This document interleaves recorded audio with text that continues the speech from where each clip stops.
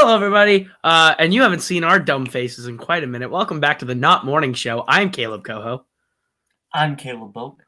And we're here to bring you a morning show whenever you gosh dang please, because that's what we do. Why? Because why not? We're not up for the morning shows. Exactly. We're not up for the morning show. You're not up for the morning show. You're all staying home. What is radio anymore? But we're trying to bring you radio at convenience. That's what podcasts are supposed to be. What do the people who wake up for morning shows do? Do they sleep? What kind of human does that? Listen, when I actually worked on a morning show, this is actually a funny story. I'll segue right into it. When I filled in on the top 40 show, the XL93, for a week, and on I had to do Tuesday, Wednesday, Thursday, Friday, and then Monday, Tuesday, Wednesday, Thursday, Friday the next week while Trevor D was on vacation. And I did a fine job all the way through every day of the week. And then on the last day, Thursday night, I could not sleep. As you know, I am a raging insomniac. I do not sleep. So I took ZQL to fall asleep at 8 o'clock at night. I lay down. I'm sitting there trying to sleep. Midnight comes. I have to be up in 4 hours to be there for the show. 2 a.m. hits. I'm still not asleep. I'm like, you know what? We're just going to go for it. I woke up. I went to the station 2 hours early. I did the stuff that I had to do before, and set up the show 2 hours early. Sat on my phone for an hour before the show, and then did the show. And I had been up for a grand total of 36 hours when I did the show. So I did that show on no sleep and started to fall asleep in the last hour of the show, live on the air. It was wild. You followed my rule, though. You followed my rule, which is if you're going to get less than 3 hours and 45 minutes of sleep, then just stay up. Exactly. And the only other time I did this was one time I had to be up early to help move a remote. So radio speak, a remote is when you set up at a business or an event to promote the station, and you're helping promote both. So I had to go to the Cabela's in my town. I know what Cabela's is. I know. I had to go to this Cabela's, but I had to go. I was on the morning show for half an hour just because I got there early. So I sat in on the morning show and co-hosted for a segment. And then I packed up all the stuff, went over to Cabela's and set it up. But the night before, I had been on call with all of you, and I don't think I actually got off call until 4 a.m. And I had to be at the station at 6 a.m. And I slept. I actually went to sleep for the 2 hours, and that entire time, my eyelids felt like there were just nails in the back of them. I'm like, I'm not doing this again. So That's why I was for the show. If you're exhausted, you can't just get 2 hours of sleep because it's going to be worse. It doesn't matter how exhausted you are. Waking up after just that 2 hours of sleep is going to be 100% worse.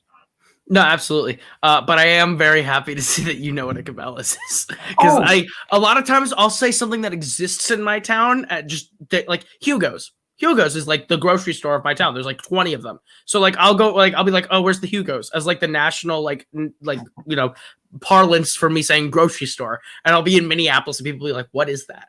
What are you saying right now? My favorite thing about Cabela's as a kid was the fish tank that they would have in there. And I would go and I would see all the fish. I didn't care about anything else because I don't know how to fish, hunt, or sport. Right. The only thing I cared about going into Cabela's was the one that we have is a giant mountain in the middle. Yes. That is. I think we've been to the same Cabela's. It's a giant sort of mountain in the middle, and dotted with different stuffed animals, stuffed actual animals. Taxidermy animals all the way. Middle, taxidermy. If you go off to the side, is there a Polar bear? Off to the right when you first enter? Is there one with zebras and elephants and No, nothing that cool. Ours is just a giant mountain. But if you go all the way, it's at the back of the store. So if you go towards the back to that and go off immediately to the right, there's a polar bear, and then there's other dotted around that side will be deer heads and other fun stuff. I say fun. I think that all Cabela's must have that giant mountain. I think so. Because then if you go to the right, though, there was a straight up river that flowed along the outside of it. And then it flowed, and there's a little bridge you'd walk over to get to a special kids section. And on that river, there was a stuffed taxidermy otter There's like all sorts of like we didn't river have that. creatures. There's like river Mhm. creatures. There's actually real fish in that thing. It was cool. But I have not been inside that Cabela's for any reason except work in the last 7 years. Because the last 3 years I've gone in there twice for work. For the station. That's actually my first job at the station. Was my first remote was to go there and sit there and just make sure that no one took our stand for 2 hours. So fun stuff. But yes, all Cabela's are the same. It's been a minute since we've done this show. Yeah. So what's new with you? What's been up? What have you been up to? How's life as an old man? So I still working at the assisted living facility, and still getting just like a plethora of like treats and goodies just like every day, and it's like the best thing ever. Like just like sometimes it'll just be cake. It'll be like, hey, nobody wanted this cake. Do you want this cake? And I'll be like, yeah, it's cake. Of course I want it. I think you want this cake is a line in a Cardi B song. It was right there. I'm sorry. I walked right into it. You did. That's my fault. I started a second job. I still do the station. The station's fine.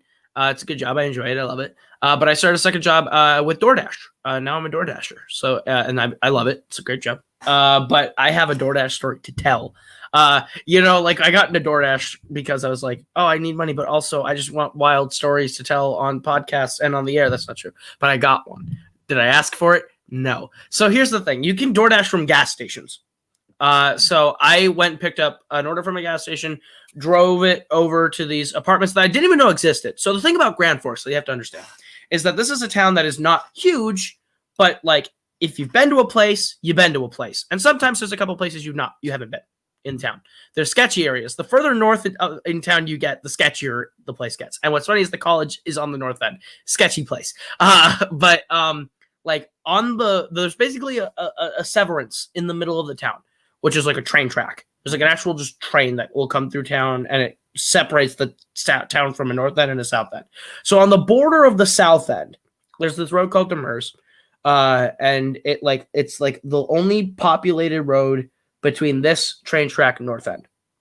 So I've driven Demers a million times. I've never noticed there's a group of apartments bundled off to the side in this like really kind of weird area, and I was like, I couldn't find these apartments. I found these apartments. Drove up and down this hill to get there. I was like, this is weird. I've never been here. That doesn't happen to me. I usually know every like place in town. And so I pull into the sort of parking lot of the apartments, and I get out. I start walking in. I got my mask on. I got the order. Walk towards the door. There's the dude standing at the door. I don't know, 22, 23. But he looks like he's just chilling. I'm like, all right, cool. I'm walking in, right? And he looks at me and goes, you got anything to drink? And I'm like, okay, so fair warning. Normally the people who come, like I'm bringing the food to or whatever, stay in their place and I come leave it at the door, or I knock, I hand it to them. Sometimes they'll come out to me. So I wasn't sure if this was the guy. So I was like, this is for my order. I can't really give anything extra. You might. And he's like, oh, no. And I was like, I appreciate your honesty. And I'm walking away. He goes, you look like the guy from iCarly. And I'm like, oh, thank you. I think, as you know, I have never really watched iCarly. I don't know who I'm supposed to be. I assume Gibby. Upon research, I think he meant I was Gibby. You see, I think that would make the most sense. You do kind of look like Gibby. You could also maybe be Spencer with your hair. Were you wearing your? I was wearing my beanie. Yes, I was wearing my beanie. You're okay. Then you couldn't be Spencer. I think Gibby makes the most sense. No, I know it. I know exactly, and you're gonna hate it. Google iCarly Neville. Okay, I'm gonna Google iCarly Neville. You are Neville Peppermint. iCarly Neville. Neville. Oh, I hate every bit of this. This looks like this guy looks. It says he's an American journalist. I'm just saying he looks like the ginger equivalent of what's the kid from Harry Potter? Draco Malfoy. Yeah, he is the ginger Draco Malfoy, and I hate everything about it. Show that was literally on iCarly. He would just show up and he would basically just ruin and like that dude looks like he's about to put the emphasis on P super hard in the and word he would Potter. talk about how like he was very rich and he was like the main villain of the show essentially for when there were actually main villains, because it was a show about basically two girls who ran a YouTube show, but like they couldn't call it YouTube because Nickelodeon. But basically that's what it was. But it was also very unrealistic because it's way too well produced to be a YouTube show from 2008. So that's not even the weirdest that this story gets. I leave and I'm like, okay, chill. All right, cool. I'm the guy from iCarly. Cool, bye, chill. I go drop off the order at the guy's door. I'm leaving. As I'm walking out, the dude's still standing there. So I'm just sort of walking past, and he's like, "Hey, you want to go for a ride?" And I was like, I don't really know what to say. That I was like, I can't. I'm on the clock. That was my quick explanation. It's like, I'm working. And I leave out the door, and I'm walking away. And if I'm lying, I'm dying. This dude goes, "Hey man, you want to do rips?" Which if you don't know what rips are, Boatman, it's a drug thing. Rips. I assume it's a drug thing. Rips is drug slang. I only really know this because of what's the show I was watching a lot? Letterkenny. They always are like doing rips, which is marijuana. Oh. Is what that means. I had to do a quick Google to make sure I was right. So yeah, he's like, "Hey man, you want to do rips?" And I was just like, I booked it to my car. I got in my car, started driving away, and I called my friend. I'm like, "I want to go home." So I have been offered drugs while doing my job. That doesn't happen anywhere else. So hey, I don't know if like Sally at the nursing home just rolls up to you in her walker. She's just like,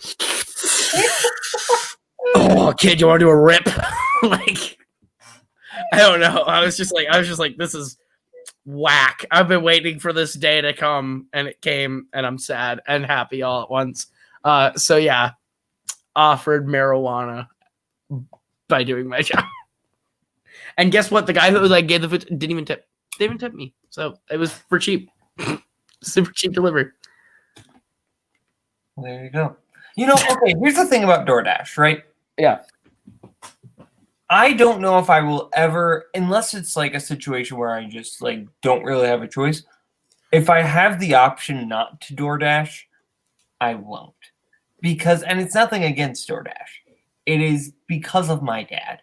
To explain this, me and my siblings call my dad's wallet Sasquatch because it is only rumored to have been seen. My dad is a very cheap man, and he has instilled that cheapness onto us, essentially, to where I don't like paying for anything that I could do myself. I just have a weird thing about it. I don't judge anyone who does it differently, but I just like have this weird thing where I just don't like spending money in general. I hate it. I don't enjoy it. It's a weird thing. No, that's valid. That makes sense. I don't have that problem. I have the opposite problem where I can't stop spending money. So peas in a pod, us two.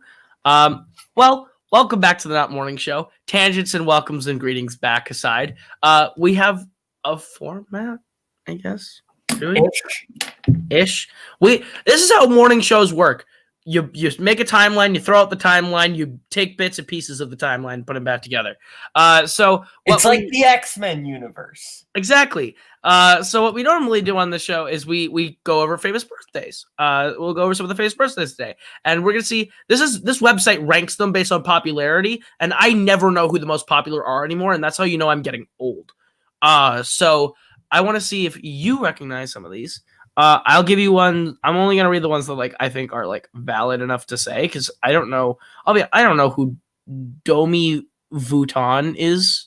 An Instagram star, turned 24. Like, you know what I mean? So I thought Domi Vuitton was like an IKEA furniture. Right. It sounds like you're summoning a demon. The first person I have is an entrepreneur who is deceased. You're probably best friends with him at some point. He died in 2012. His name is Dick Clark. Oh, I know. Wasn't Dick Clark American Bandstand?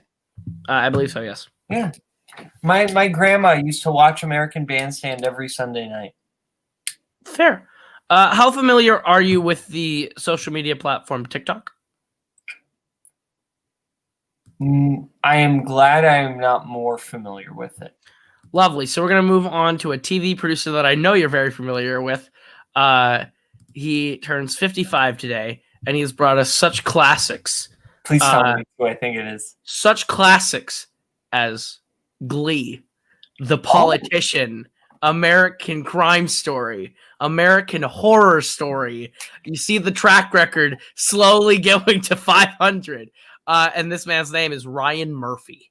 Ryan Murphy is like the person who, in their 20s, commits just a horrible crime.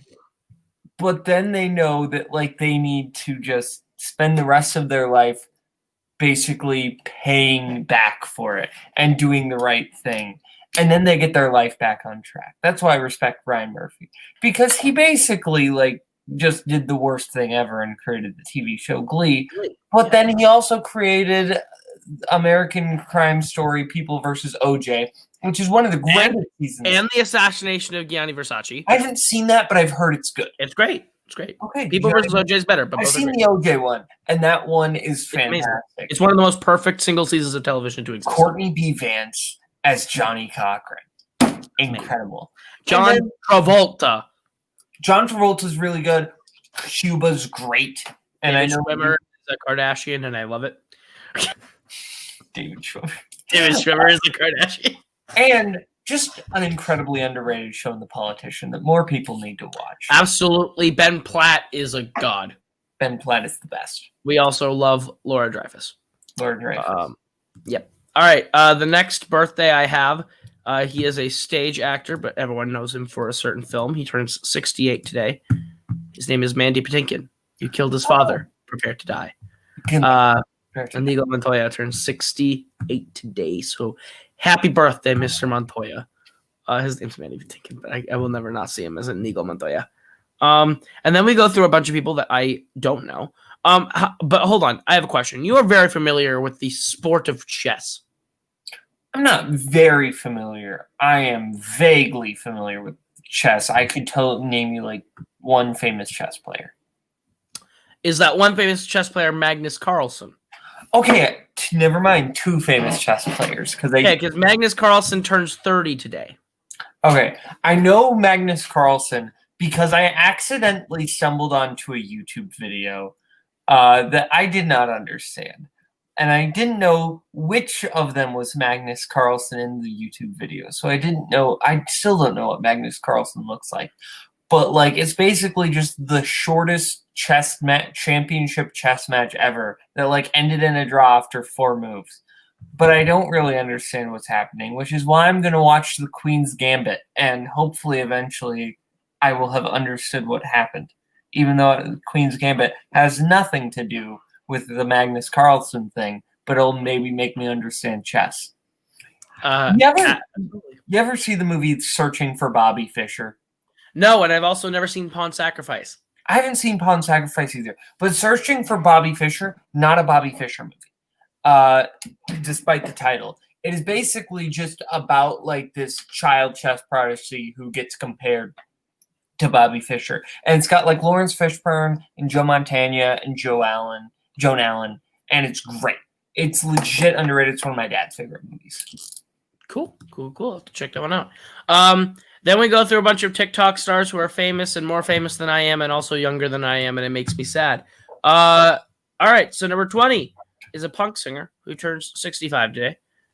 You are familiar because this person performed the song that opens the soundtrack to the 2006 film Flushed Away. His name is Billy Idol. Billy Idol. Dancing with Myself, one of the greatest like pop songs of the 80s, like legitimately. That song's great. Valid. Number 17 is a novelist, a very famous novelist who died in 1910, but was born in 1835, and his name is Mark Twain. Oh, Mustache March Man. Mustache Man is born today. He likes soy and tomatoes. He likes soy and tomatoes. Tomato Sawyer. Tomatoes. You got me. You don't care about sports, but Bo Jackson turned 58 today, baseball player. BoJack Horseman? Number 12 is a DJ. He turned 43. His name is Steve Aoki.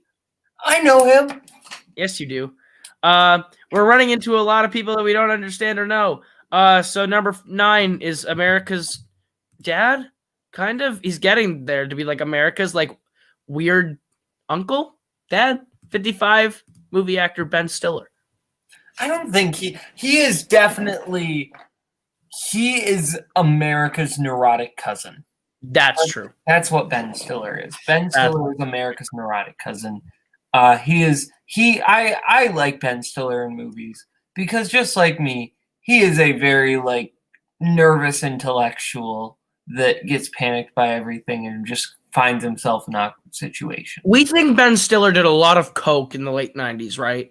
Because Ben Stiller that is in Zoolander and Dodgeball is so different from Ben Stiller that's in like Meyerowitz Stories and Brad Status and Walter Mitty. You're kind of right, because there's this weird like trend of like serious actor Ben Stiller and then just like, okay, you're doing something very different. Like if you see like serious actor Ben Stiller, like obviously Walter Mitty, but like his earlier stuff, like Reality Bites, like that's a very like that's his first movie he directed, very serious. Then what's the next movie he directed? It's The Cable Guy, and he has a very small role in that movie, but he plays a twin who murdered his other twin, and that's like, and that you could cut that out of the movie, and it would make very little difference. But he's also I have a hot take. I think he's a much better comedic actor than he is dramatic actor. In the sense of, if you see him in Dodgeball, I think Dodgeball stands as his greatest performance. Nobody makes me bleed my own blood. His performance is on like next level energy, and he's never done that since. Oh, so. I agree. Or honestly, you look at Zoolander, right? Zoolander is a film that, like, if you give that to like Adam Sandler, that movie's unwatchable. Right? Yeah. Same script, same everything, but you put Adam Sandler in the title character and you tell him, Sandman, do a funny voice. Like, it doesn't work. That movie works because Stiller sells it. True. And there's a big difference between Zoolander 1 and Zoolander 2 in how he approached the movie or cared about the movie. That first movie, he was on cocaine, having fun. The second time, it was like sad dad Ben Stiller trying to do the first one again because he needed the money to make his next sad dad movie. Yeah. And it's like super just not fun to watch. The next one, world leader, died in 1965. He was played famously in a 2017 biopic that won the Oscar for Best Actor. It's Winston Churchill. His birthday is today. You cannot negotiate it with a tiger while your head is in his mouth. I remember that from the trailer to the movie Darkest Hour. Our next one is a TV actress. She turned 35. Her name is Kaley Cuoco. Big Bang Theory. I hate that show. Yay. This is the most positive, like, oh, I know that person. I hate them. I don't have anything against Kaley Cuoco, but Big Bang Theory. Okay, I don't have a problem with Big Bang Theory in general, but the problem was that it basically ran at around the same time as a much better show about a group of nerdy friends that had a lot of nerdy pop cultural references called Community that only lasted for 6 seasons, whereas Big Bang Theory got like 97. Oh, buddy. I just scrolled to the next page of birthdays. There's 2 full birthday pages today. So the one we had at 35, Chrissy Teigen, it's her birthday today. John Legend's partner. And Twitter, like, goddess. Her Twitter's hilarious. All right. I mean, sometimes, I guess. I don't know. All right. 62 movie actor Deep Roy's birthday is today. Oh, the Oompa Loompa. The Oompa Loompa himself. And Charlie and the Chocolate Factory. Yes, sir.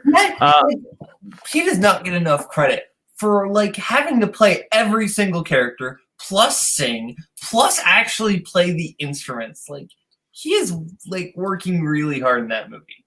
Absolutely. I know you know this name. He died in 2005, but he is a comedian one of the arguably the greatest comedians to ever live, and most famous for obviously his role in the Superman 3 film. His name is Richard Pryor. Oh, it's Richard Pryor. I thought you were going to say George Carlin. No, it is Richard Pryor, the other one. Richard Pryor, star of Blazing Saddles, obviously. He's not in Blazing Saddles. I know, that's the joke. They wanted Richard Pryor for Yes, Blazing they Saddles. did. Next one I have is a football player that you do not know. His name is Deshaun Jackson. He turns 33 today. I know the name vaguely. You want to know why you know it? Did you ever watch the game show Hole in the Wall? Yes. He was a contestant on the show.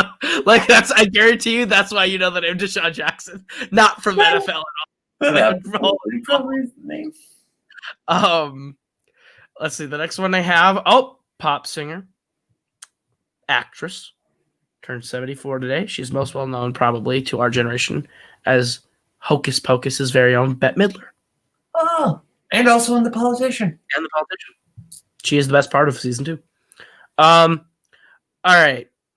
I'm going to skip this one. We're going to come back to it because I know you're going to have a very visceral reaction to it. So we're going to skip this one. We'll come back. She is a comedian. She's an actress. She turns 49 today. She's most well known to us for voicing a Disney animated character by the name of Vanellope. It's Sarah Silverman. Oh. Her birthday today. Next one turns 32. He's a rock singer. We really only know him for a couple of songs, but the big one is for a song called Riptide. It's Vance Joy's birthday today. Oh. You have more experience with this YouTube star than I do, but I am vaguely familiar of his work. He turns 34. His name is Philip DeFranco. How did you know I was a Philip DeFranco fan? I think we've talked about it once, or you just give off the Philip DeFranco vibe. I don't know, but yep. I mean, I am a big Philip DeFranco fan, but I don't think I've ever talked about Philip DeFranco on call. Valid. Well, yes, I'm a big Philip DeFranco fan. Valid. The next one we have, number 31, or not number 31. She turns 31. She's a movie actress. She is most well known for films such as X-Men First Class and The Fantastic Beasts. It's Zoe Kravitz. Fandom fights actress. Very good. Number 10, she's a soul singer. She was featured on a fun song back in 2012. She turns 34. She has been in many Oscar-nominated films. Has been up for Oscar contention herself. And also for Hidden Figures. And Moonlight. And she also opened this last year's Oscars with maybe the worst opening number I've ever seen in Oscars history. It's Janelle Monáe. Absolutely. She's amazing. Remember that time I called her Joelle Monáe? Oh yeah, match, and that's how I tied you. Is that how I beat you? Yeah, that's how you beat me. Oh dang, I forgot I beat you. I just remember you said Joelle Monáe, and I was like, no, Janelle Monáe. There's a reality star, or I guess maybe the son of a reality star. He turns 16 today. It's Robert Irwin, Steve Irwin's boy. Oh, I know Steve Irwin. I remember Steve Irwin. We stand Steve Irwin. And number 31, he is a rock singer. He is the lead vocalist and multi-instrumentalist for a musical duo who is signed to a label you are very familiar with, Fueled by Ramen. He is Tyler Joseph of 21 Pilots. He turns 31 today. So 10 more pilots. 10 more pilots. And this is the one I saved for you because this only happens once in a career that the stars align this way. This is an actor, a filmmaker, a director, a writer, a Oscar-winning man. Turns 84 today. It's Woody Allen. It's Woody Allen's birthday is today. I thought it was going to be better. Albert Brooks. Albert Brooks. No. But I was like, once in a lifetime, did we get one of your favorite people in a line? Okay, don't say one of my favorove people like that. You love Woody Allen. You love Woody Allen. I enjoy some of Woody Allen's movies. I love putting you in the hot seat and seeing you just go, wait. Wait, I love his movies. I don't love him. And honestly, Do you love Woody Allen the amount that Woody Allen loves his daughter/wife? yikes. Come I will on. say this. It's funny. The more I have watched Albert Brooks, the more I realize that Albert Brooks is literally the better version of Woody Allen in every conceivable way. You hear that, Albert Brooks? You've replaced Woody Allen in Kaleb Boatman's heart, and that is all that should matter to you as a human. But those are all the famous Landis and Michael Jackson, Koho's biggest. That's that. Stop you. You're trying too hard. All right. Well, those are the famous birthdays. The next segment we usually do is what was the number one song on this day in history. You always get to pick the year at random. Today's date, December 1st. You picked 1998. So, in the United Kingdom, the number one song came from her 22nd studio album of the same name. It became her fourth number one single and made her the oldest female artist at the age of 52 to perform that feat. The song featured a pioneering use of the audio processor software Auto-Tune as a vocal effect, and it became known as the Cher effect. It is believed by Cher. Oh, that makes sense. In the United States, we're just running through all the controversial figures today. It is a duet from between Celine Dion and another artist that comes from her album These Are Special Times, and the album of the other artist enjoyed 6 weeks at the top of the charts. It would be I'm Your Angel by R. Kelly. We're running through all the bad people today.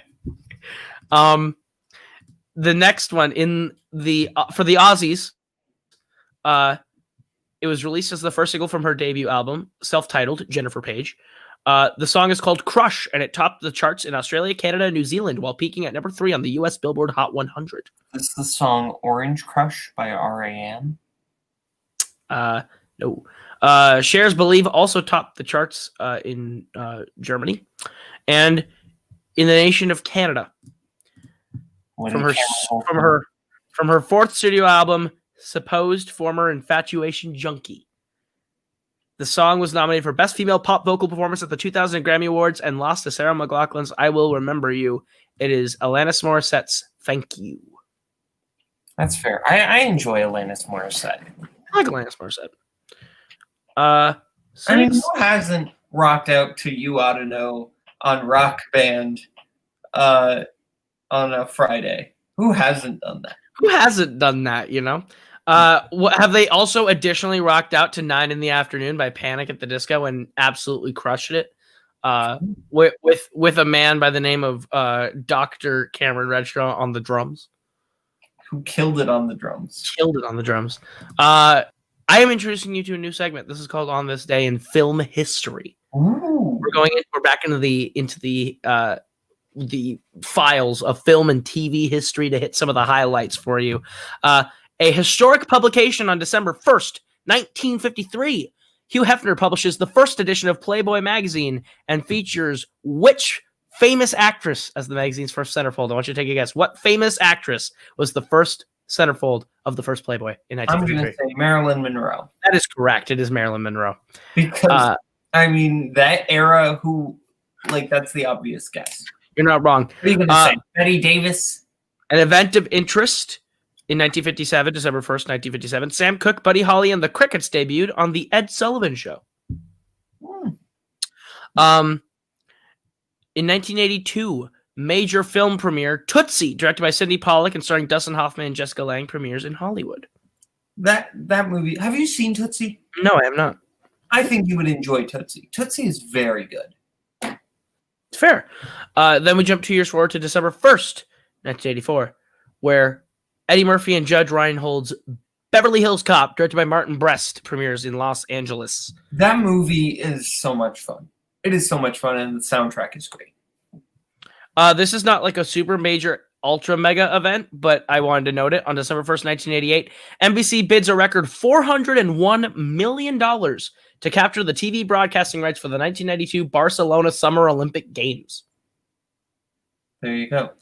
401. Would you pay $401 million to air the Olympics?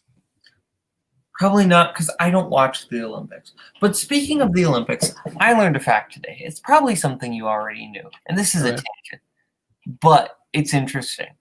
Okay. So, are you aware about the 1984 McDonald's Olympic promotion? No, I am not. Okay.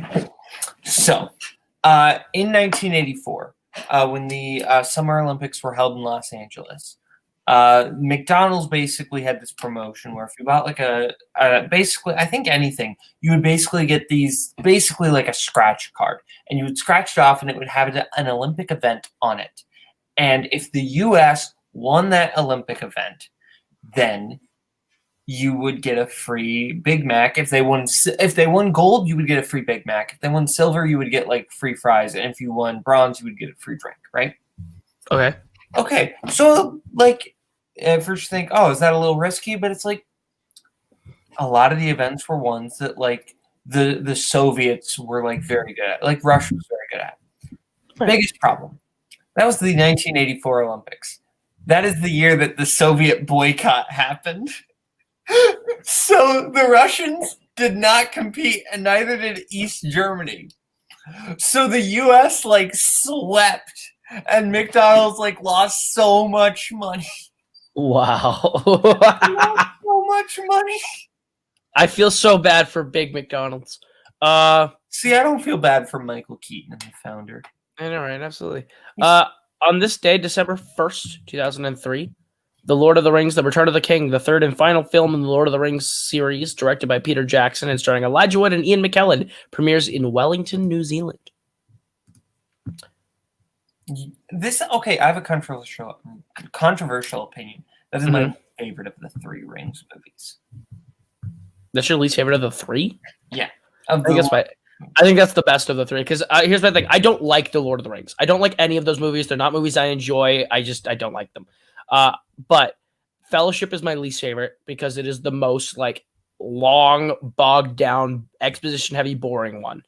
Two Towers was a lot more fun because we had a lot more action. I think it has a lot of story issues, but the action was fun.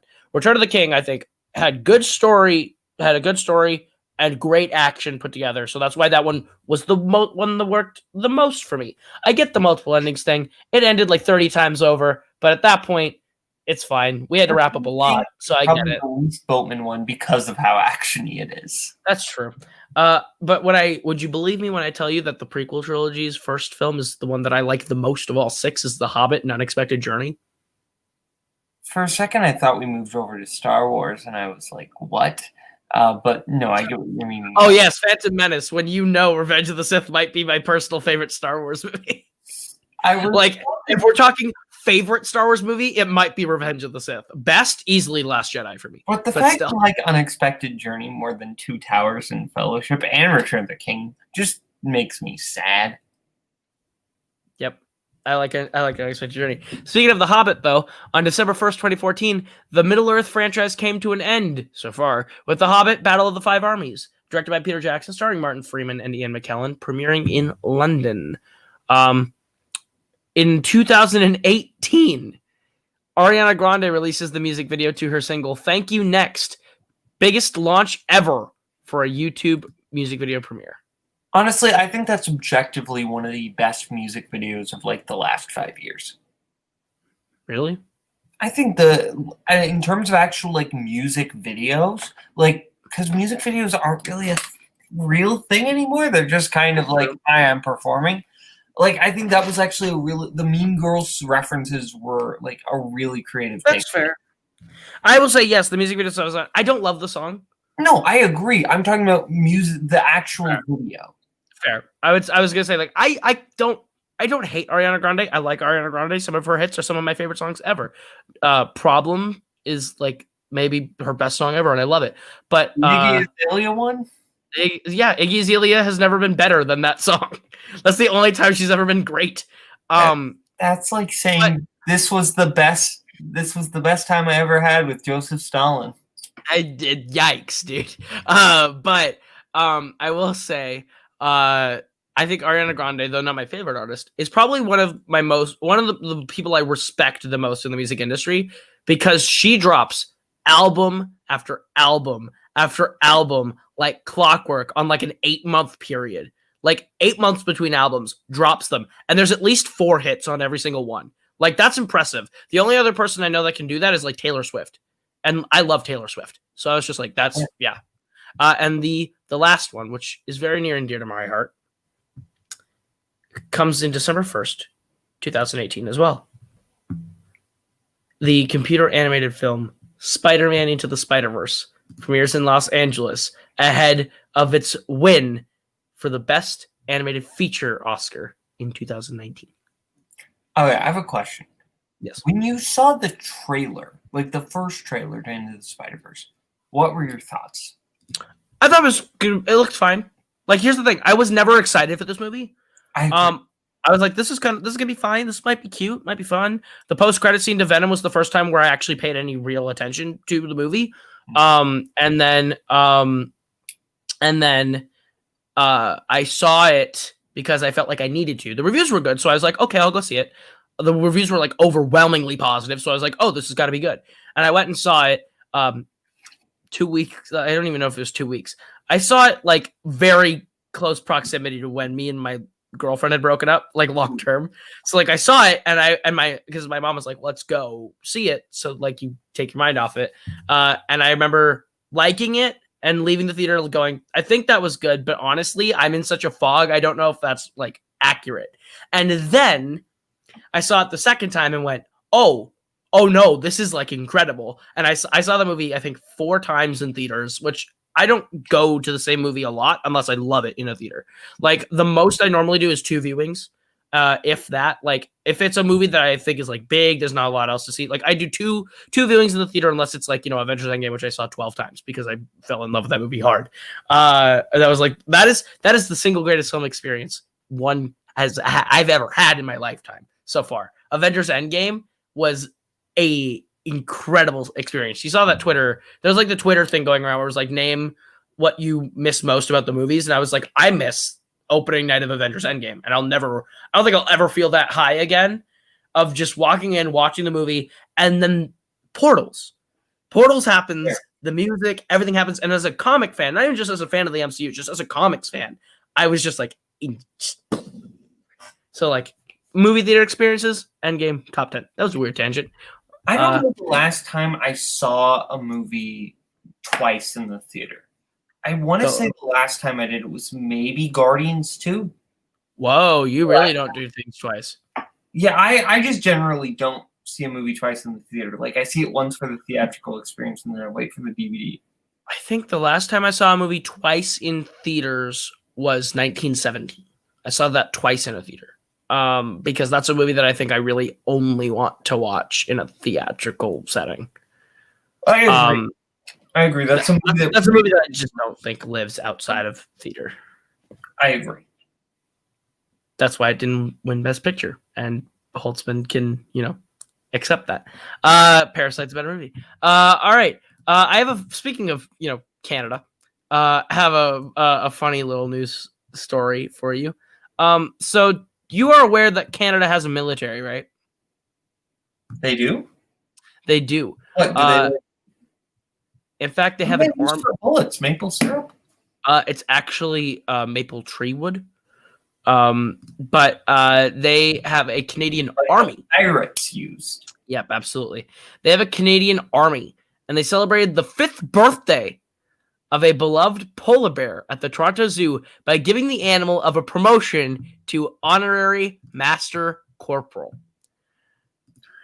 Okay, imagine if the United States tried to do this. Right? Hold on. I got more. I got more to this, and you're going to be blown away. The zoo announced that Brigadier General Conrad Mielkowski, commander of the 4th Canadian Division and Joint Task Force Central, visited the zoo to bestow Juno the polar bear with the rank of honorary master corporal. This is so Canadian, it hurts.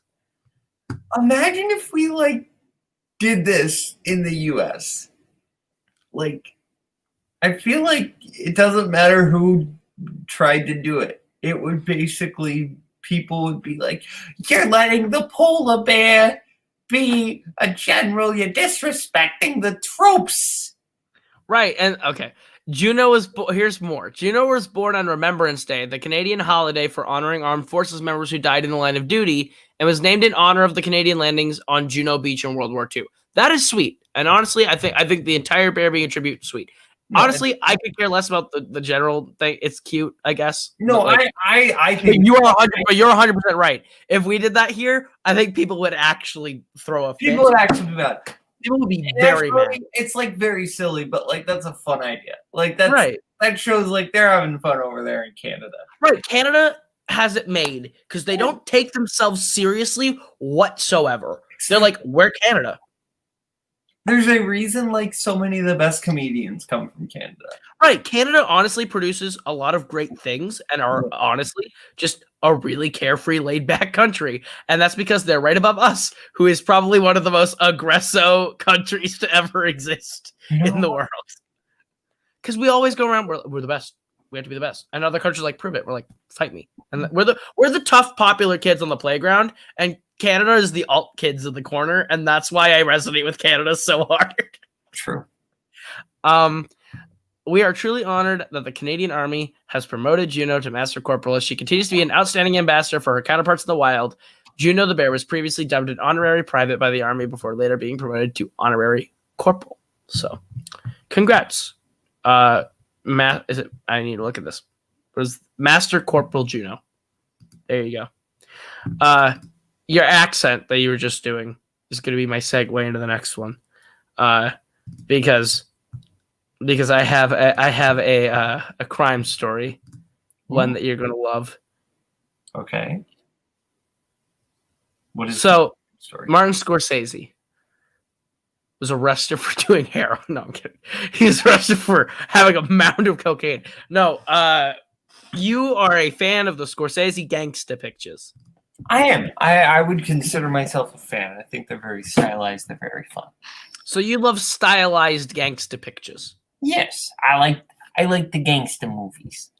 So when I say that real-life people Joey Electric and Tony Meatballs are among 15 alleged mafia members and associates facing racketeering, extortion, gambling, and drug trafficking charges in Philadelphia, do you believe that this is the story that they have in the movie Find to Be Guilty, or is this, like, real life? Yes. The defendants named in a 7-count federal indictment that was unsealed on Monday are accused of using their reputation and influence with the criminal organization La Cosa Nostra to carry out various crimes in South Philadelphia and southern New Jersey since at least 2015. The allegations include distributing heroin, cocaine, fentanyl, methamphetamine, and oxycodone pills, as well as dispersing and collecting tens of thousands of dollars of unlawful bookmaking and other debts that were allegedly owed to the group as interest rates as high as 400%. They're also accused of conspiring to kidnap or murder a drug dealer who allegedly sold the group's members fake drugs. Thanks to the dedicated and courageous efforts of federal law enforcement over the past several decades, the Philadelphia mob isn't what it used to be, and thank God for that, said U.S. Attorney General William McSwain. This sounds, the more and more I go, like Dick Tracy directed by Martin Scorsese. It really does. It sounds like Analyze This if Martin Scorsese tried to make it. Like a comedy mob movie. Okay, I have all of the people indicted and their nicknames, and you're going to die. The defendants charged...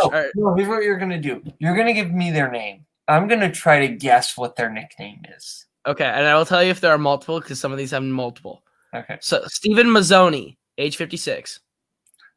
Stephen the Zamboni Manzoni. He's Stevie. That's not a very creative nickname. Come on, Dominic, step up your game. Dominic Grande has 4 nicknames. I'm going to say his nicknames are Tall, Venti, Grande, Espresso.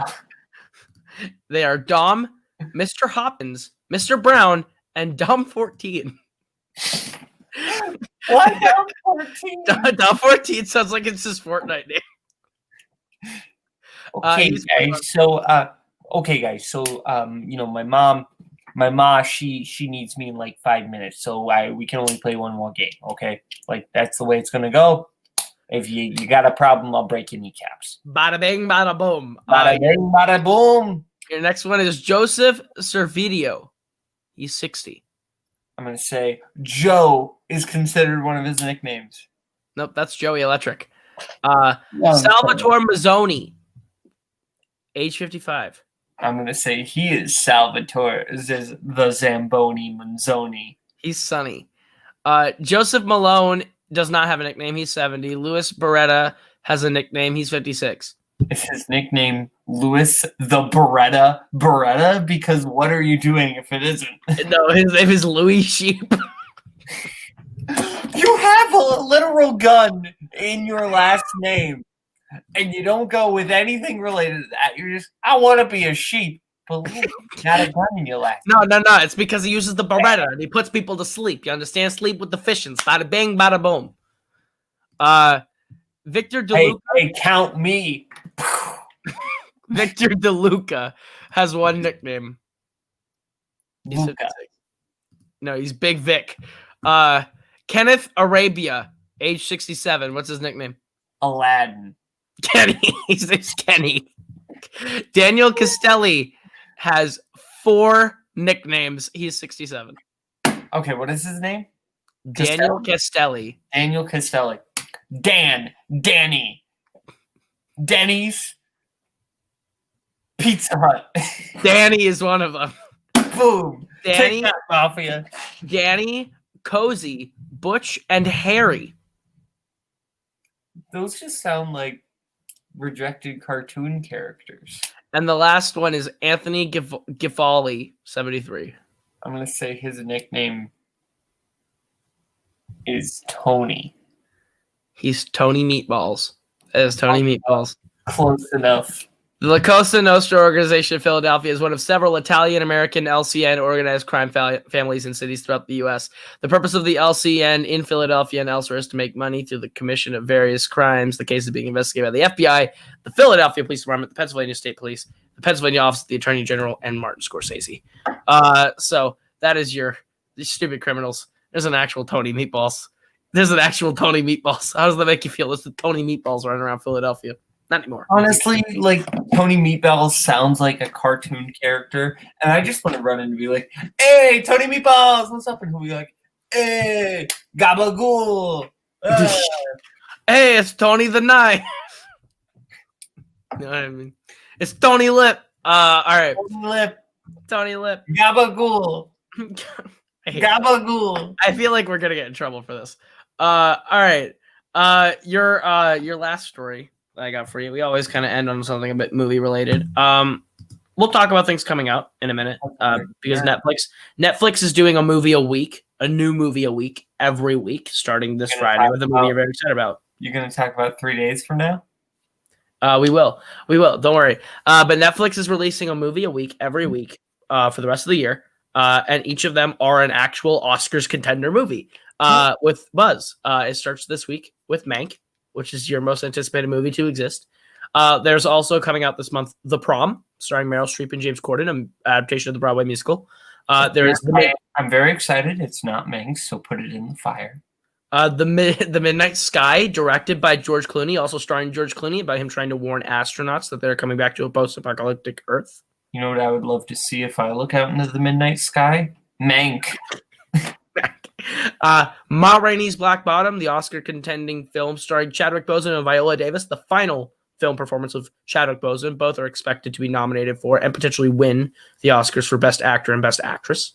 I'm not going to make a joke about this one. It's probably smart.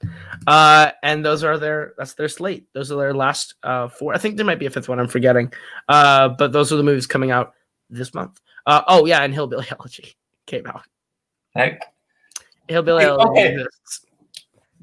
Here, Koho and I are going to do a scene from Hillbilly Elegy. Right? Yeah, okay, ready? Shouting! Hillbilly's dying! We lack cocaine and heroin, and you're making me feel bad. Yeah, Hillbilly Elegy is not good, guys.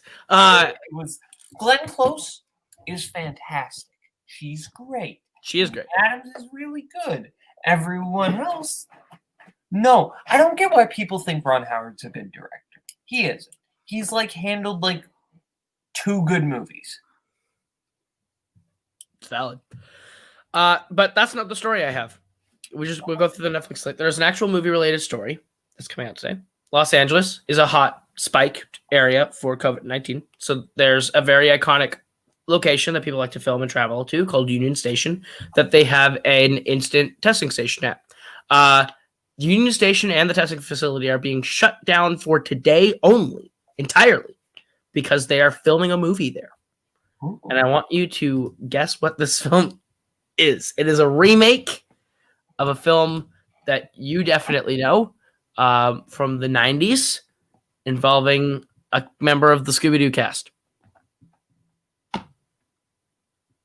I Know What You Did Last Summer? No.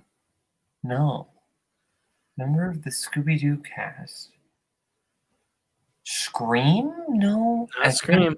You're running like Matthew Lillard train. I need you to jump on a different train from the 5. Sarah Michelle Gellar. I can't think of a 90s movie with Sarah Michelle Gellar. It's not Sarah Michelle Gellar. She's All That? They are making a remake of She's All That. It is called He's All That. So Geek Charming. Yep. That's Geek Charming. The Disney Channel original movie, He's All That, is basically, or Geek Charming is basically He's All That. It's basically just She's All That, but nerdy movie guy. Yeah, no. But that's the big movie news. Sidebar, Geek Charming is the most Boatman Disney Channel movie ever made because two characters get into a fight about what Humphrey Bogart movie is better, Casablanca or The African Queen. What is the answer?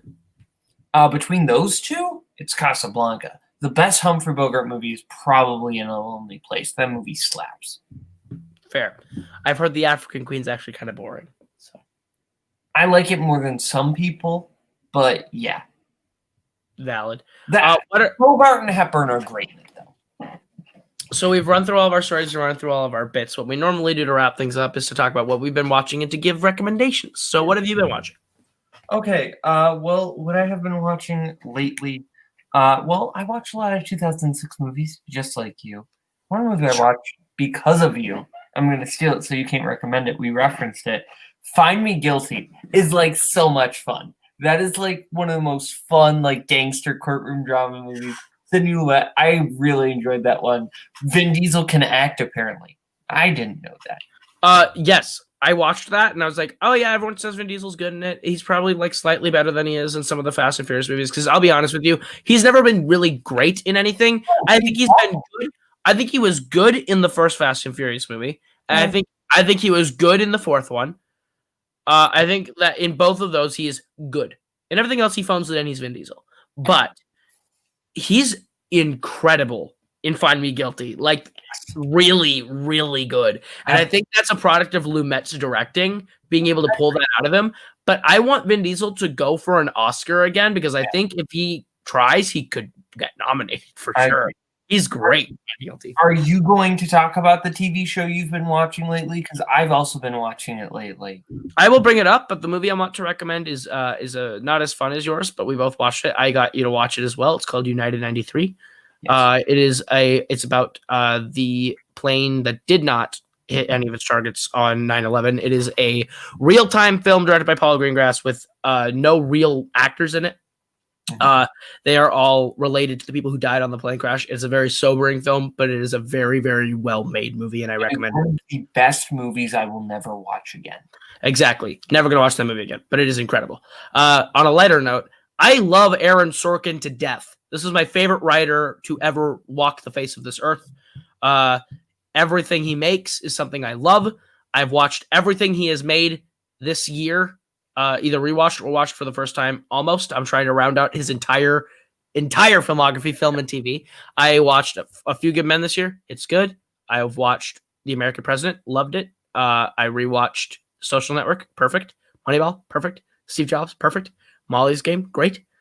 He made a TV show called The West Wing that I just finished, which I think is outstanding. All 4 of his seasons are some of the best TV I've ever seen. The 3 seasons after are just fine. But The West Wing is an incredible television program. And I moved on to his... Oh, yes, go ahead. Season 5, awful. Trash. Awful. Season 6? Pretty good. Pretty good. Like, that's 7 is a solid season of television. 7. 7? honestly is on par with the first 4 seasons. I agree. I think season 7 is them hitting the high and taking it home on par with the first 4 seasons. It's great. I think season 7 is great. But in 2006, when The West Wing ended, Sorkin made a new TV show. It only lasted 1 season of 20-something episodes. It was his follow-up, and it is the most cathartic thing I've ever think he's written for himself. It's called Studio 60 on the Sunset Strip. It is a TV show about actors who are doing the West Coast version of SNL. And Matthew Perry and Bradley Whitford are the leads, and that is all I want in my life. Those two are 2 of my favorite people, and them acting off each other are great. Sarah Paulson's at her most likable, but the show is very much Sorkin making a TV show about his experience working in TV, and it's kind of great. Down to showrunner issues, the episode where he fights with the writer's room, which is a direct reference to the argument he had where a writer got credit for an episode that he won an Emmy for, and then Sorkin didn't let him speak at all, and they had a huge fight because he said that writer didn't really do anything. They just got their name on it. It was like Sorkin used to be like a douchebag in the late 90s and like kind of turned around. I think this show is how he worked out a lot of those issues, like the cocaine addiction coming out and all that. I think it's great. I'm only 6 episodes in, 7 episodes in, 8 episodes in. I really like the show. It's not one of his best things, but it is quite entertaining, and I kind of would have been curious to watch another season. As soon as this is done, I will probably go watch The Newsroom, and I will probably not watch Sports Night or Malice ever, just to keep Sorkin on a perfect streak of like, I think everything he's made is at least 3.5 stars. But otherwise, if I watch Malice, that's probably going to be a 3 or lower, and I know I'm probably not going to like Sports Night because I don't really care for Josh Molina. I hear that season 2 of Sports Night is very good. Fair. I know that Josh Molina is like a lead, and if he's anything like he is in The West Wing, I can't. I don't think I can deal with him again. I think don't get me wrong, I think Josh Molina is probably a really nice dude. Probably. I don't know. But don't get me wrong. It kind of makes him sound a little. I mean, maybe. But like I'm sure he's a fine person. I've never met him. As an actor, I can't really stand him. Not that he's a bad actor. It's just the personality he puts into his characters, I just don't really like. It doesn't work for me. Nothing against him. It just doesn't work for me. So I don't know if I'm going to like Sports Night. I might not watch Sports Night. But I'm going to watch The Newsroom because if there's anything I love, it's Jeff Daniels doing Sorkin dialogue. I love him in Steve Jobs. So he's great. Excited about that. But it's been about an hour. So we're going to skedaddle on out of here. Thank you guys for being a part of the Not Morning Show, episode 3. Whenever you listened to this, maybe you did listen to this in the morning. Maybe you didn't. Maybe you listen to this Wednesday morning and get your news late, because this is why we don't give you real news. If you're coming to us for real news, what are you doing? What are you doing? We're 2 kids from the Midwest. We don't do real news. We talk about stupid stuff and movies. So thank you guys for watching. Boat, do you have anything you want to plug? My phone charger, but I don't know where that is. Valid. Where can they find you, though? Multiplex Entertainment. I was making a pun. Multiplex Entertainment, movie Warzone. I do things. Also, Letterboxd. I was gonna say, do you have socials? Letterboxd Entertainment, Kaleb Boatman. That's the only thing I care about. You have. I want you to plug it right. Your user handle is Second to Knife. I try looking for you as Kaleb Boatman. I can never find you. I have to look for you as Second to Knife. I only pop up as Second Knife. I didn't know that. Well, no, your name is Kaleb Boatman, but like if I search for you, like as like at because I'm Boatman, like you do on Twitter, it's literally not at because I'm Boatman on Letterboxd. Right. Boatman. You're at Second to Knife on Letterboxd. But if you search Kaleb Boatman on Letterboxd, that pops up. You're right, but still, Second Knife is your at. Use your at. Be proud of it. I am at Kaleb Koho literally everywhere. It's Kaleb with a K, K-O-H-O. So if you want to find me, I'm on Twitter. I'm on Letterboxd. I'm on YouTube. Well, you're watching this on YouTube. We may or may not be going to a new home. Yes. Potentially. Depends. We have to finalize some things. But we will let you know if that happens with a Not Morning Show 4. We will make it here and make the announcement so then you know where we're going if it does happen. If we never mention it again, don't worry about it. Thank you guys. We'll see you guys. We'll see you guys later. Thanks for listening to the Not Morning Show. Good night. Good evening. Have a good day. Have a good night. In case I don't see you, good afternoon, good evening, and good night. That's what it is. Drive the way you